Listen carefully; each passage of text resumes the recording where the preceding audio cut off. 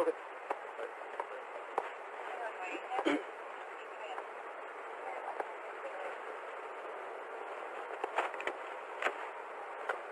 Oh, that was actually really spot on. 30 seconds.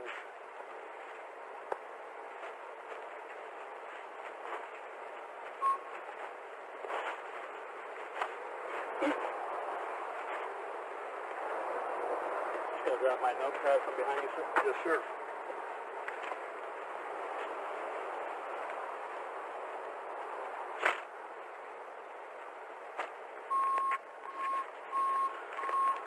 Do you think you're physically able to balance on one foot or another?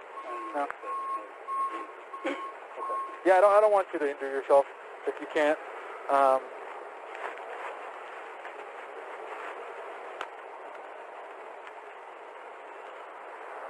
Would you be willing to do the breathalyzer test? Well, no, I've only essentially done 2 tests, but I have to do a couple. And rather than waste your time and do a bunch of different tests, if we just do that one, that'll be... most of them require balancing, and I wouldn't want you to fall over and hurt yourself. So the balance test, what it's going to require, so I'll explain it to you, and then you let me know if you're okay or you feel comfortable performing it. So if you want, you can watch me. I'll explain it and demonstrate it to you. Car's all set.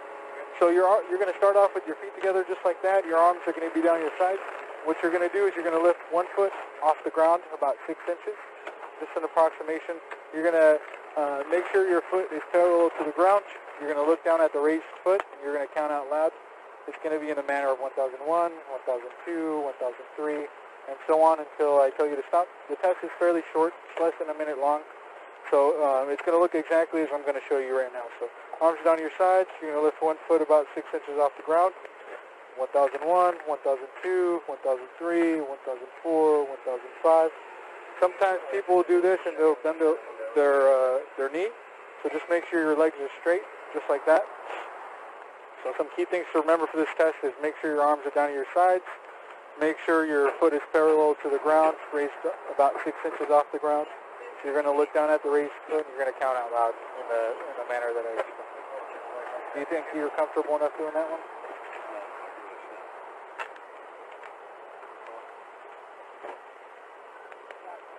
So you can't grab onto the patrol car though.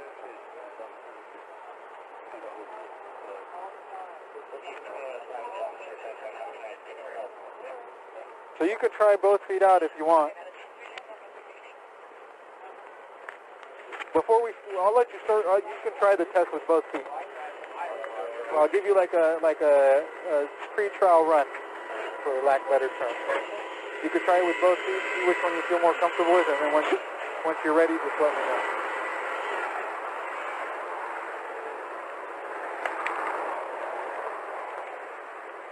Are you sure you could complete the test? Okay. Because I really don't want you to fall over and hurt yourself. That's the last thing I'll... Right, but that defeats the whole purpose of the test, grabbing onto a patrol car.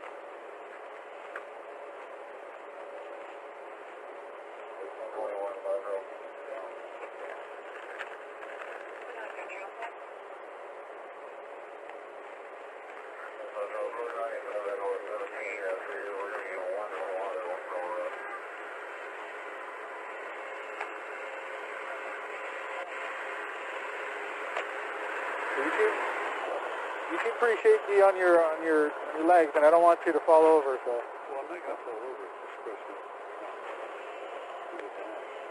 right.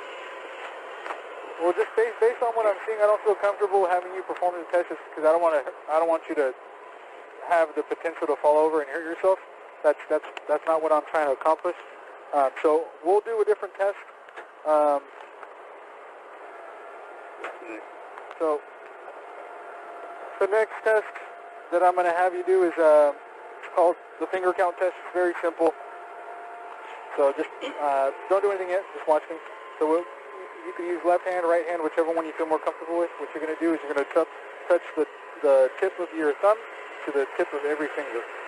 Okay, so it's going to look like this. 1, 2. So don't hold on. So you're going to touch, like I said, the tip of your thumb to the tip of every other finger. So it's going to look like this. 1, 2, 3, 4, 4, 3, 2, 1. That's one set, and I need you to do 3 sets. So 1, 2, 3, 4, 4, 3, 2, 1. So sometimes people get mixed up between the tips of their fingers, which would be this, and the pads of their fingers. So people will do that, so just make sure you're touching the tips of your fingers. So, do you understand the instructions?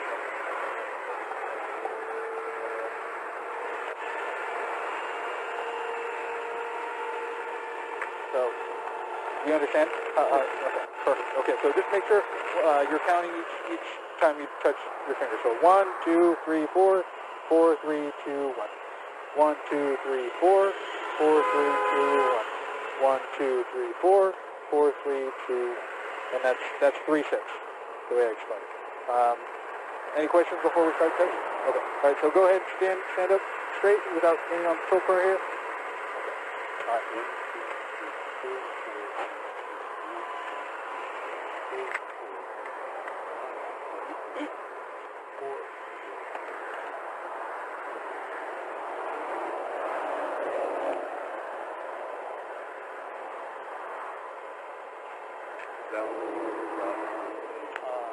Yeah, I understand. I just need a key if you can get it. I know he's in the middle of something, but if you do, there's a key fob not in there. He's almost done. Give me like 2 minutes. Okay.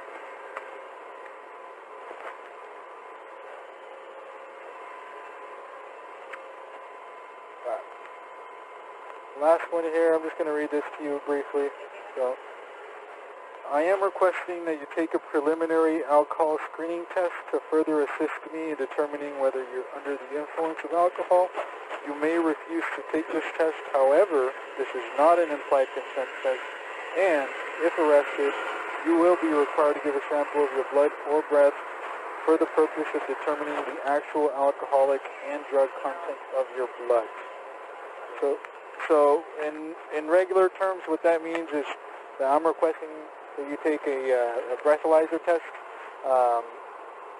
It's a voluntary test. It's not a required test. In the case that somebody is arrested for driving under the influence, they are required to submit to a separate test. So sometimes where people get mixed up is when I ask them about this test, which is just generally the preliminary alcohol screening test, or otherwise known as the breathalyzer, is when if somebody does that test, and then I determine that they're still under the influence, and I place them under arrest, then there's a separate chemical test that they're required to take. So it's 2 separate breath tests. Like I said, this one is voluntary. I'm requesting you do it, but like I said, you have the option. We did always do the test. Right. And But I passed all the test. so, Why are we doing that? so none of the tests are pass or fail, and a lot of people actually think that they're pass or fail, but there's not. None of the tests are pass or fail. There's just different clues that I'm trained to look for when I'm having somebody do all these tests.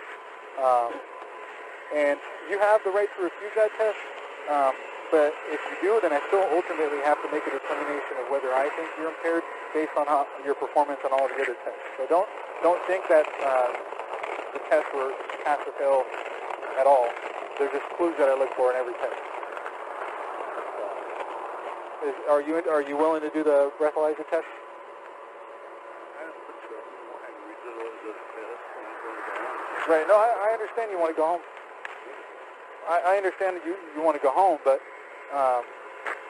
you got to understand from my standpoint, right? You're involved in a crash. Right. I smell alcohol coming from your breath. I can see you're very unsteady on your feet. So you see where it's concerning to me? Right. I understand what you told me, but on my end, you also got to look at from my end. I smell the alcohol on your breath. I see how unsteady you are on your feet, and I understand you're telling me that.